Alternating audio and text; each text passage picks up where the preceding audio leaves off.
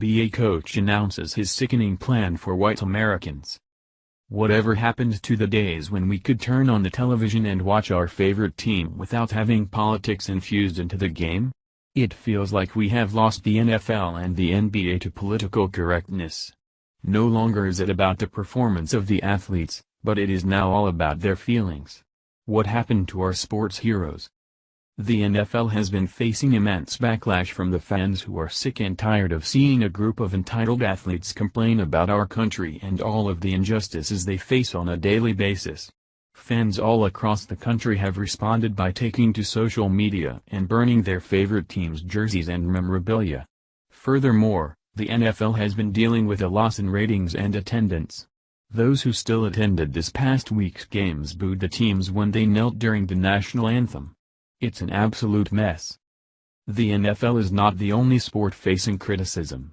After Donald Trump uninvited Stephen Curry from attending the White House with the NBA champion Golden State Warriors, LeBron James of the Cleveland Cavaliers stated, "LeBron James, you bum that Stephen Curry 30 already said he ain't going. So therefore ain't no invite. Going to White House was a great honor until you showed up."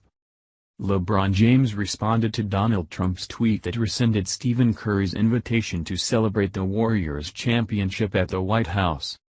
James referred to Trump as a bum, defending Curry, his frequent on-court rival. James took to uninterrupted later Saturday, posting a video explaining his thoughts further. "It's basically at a point where I'm just a little frustrated, man, because this guy that we've put in charge has tried to divide us once again. Obviously, we all know what happened with Charlottesville and the divide that caused. Now, it's hitting home for me even more because he's using sports as a platform to try and divide us. We all know how much sports brings us together, the passion it has, how much we love and care, the friendships it creates. For him to use this platform to divide us even more is not something I can stand for and not something I can be quiet about." LeBron James is not the only person in the NBA who put his foot in his mouth.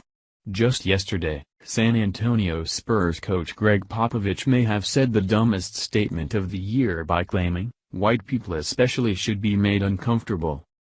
According to the Daily Wire, if you thought the social justice infecting the NFL was insufferable, wait until you get a look at the merry band of social justice warriors in the NBA.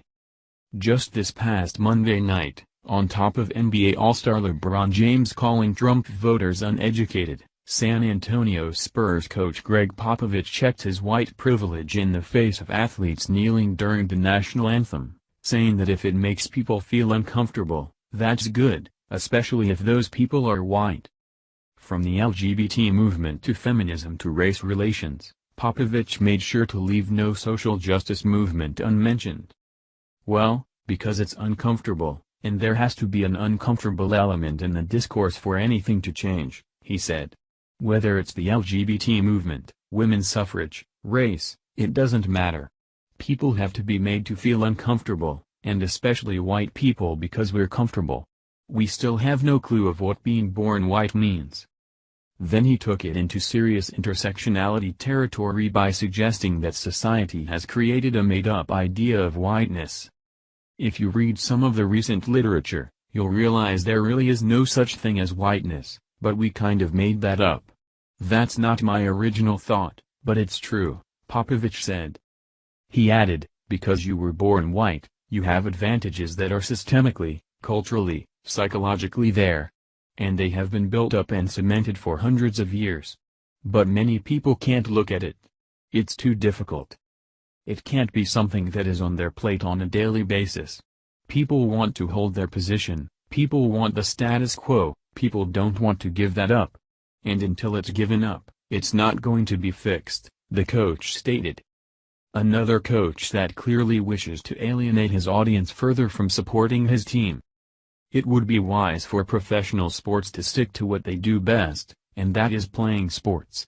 We don't turn on the TV or attend sporting events to be lectured about politics. It is getting out of hand, and sooner or later there won't be any fans left. What possesses these people to say such stupid things? Do they come up with it all on their own or are they pressured into saying it? Either way, It's time to stop and get back to sports. Thank you for watching this video. What do you think about this? Share this on Facebook and Twitter along with your comments.